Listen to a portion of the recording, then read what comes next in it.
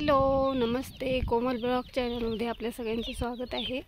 आणि आत्ता दुपारचे 1 वाजले आहेत आणि आत्ताच माझा जो नवरा आहे तो आला होता आणि त्याला जेवण वगैरे दिलं आहे मी.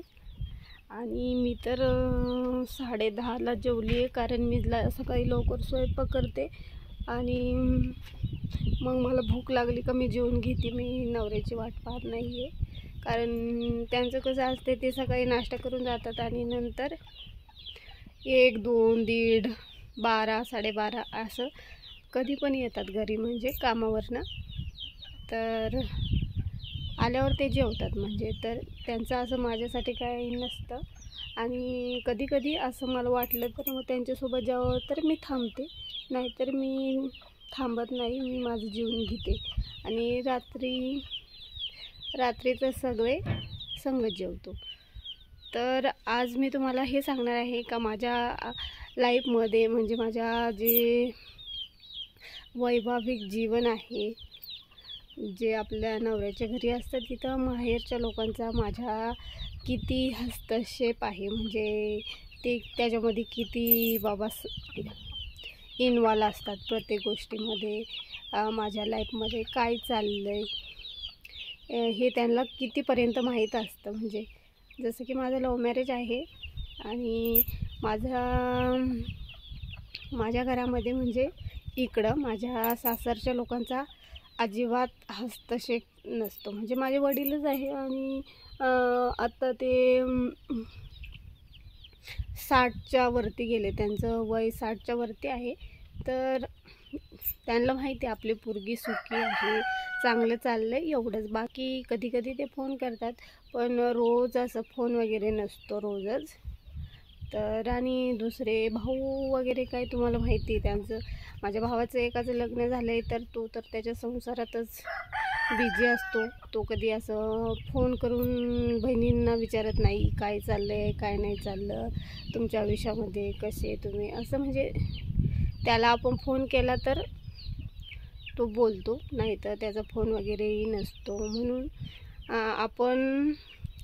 आपण आपलं जगायचं, असं आहे. माझ्या तरी लाईफमध्ये असं आहे का आपण आपलं जगायचं, आपण आपलं कसं, म्हणजे फॅमिली प्रॉब्लेम्स आहेत तर आपण सॉल्व करायचे.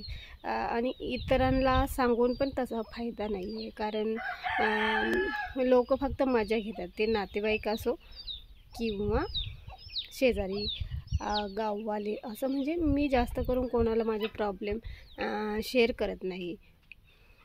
तर काय आलं असेल तुम्हाला, तर जर तुम्ही माझ्या चॅनलवर नवीन असाल तर नक्की माझ्या चॅनलला सबस्क्राईब करा आणि व्हिडिओ आवडत असतील तर नक्की लाईक करा. बाय. तर आज आमच्या इथं सकाळी सकाळी लाईट गेली होती आणि सगळ्यांना सकाळी सकाळी आंघोळीची घाई असते, म्हणजे. तर असंच झालं होतं, सगळ्यांना आंघोळीची घाई होती.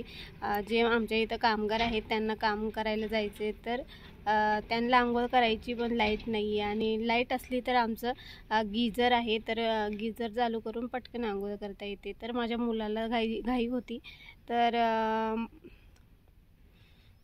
लाईटच नव्हती. तर एका वर्करनी तर गार पाण्याने आंघोळ केली एवढ्या थंडीत. आणि मी म्हटलं काय गरज आहे ना, एक दिवस लाईट नाही आहे तर संध्याकाळी करायची ना आंघोळ, आता आंघोळ करायची काय गरज होती. म्हणजे एवढं गार पडलं आहे आणि कुडकुडीत थंडी वाजते. गोधडीतून निघायलासुद्धा म्हणजे असं वाटते लेट आवरू लेट काम करू. तर आणि यांना गार पाण्याने आंघोळ करायची. मी म्हटलं मला जर 1,00,000 रुपये दिले आणि म्हटलं गार पाण्याने आंघोळ कर, तरीसुद्धा मी गार पाण्याने आंघोळ करणार नाही, कारण थंडीत कोण आंघोळ करतो एवढ्या. ते आपण गिझरचं गरम पाणी घेतो, ते तिथंसुद्धा असं वाटतं तिथं बसूनच राहावं, पण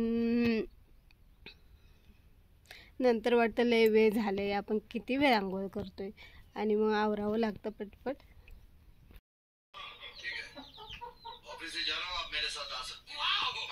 जी गाड़ी लगाना।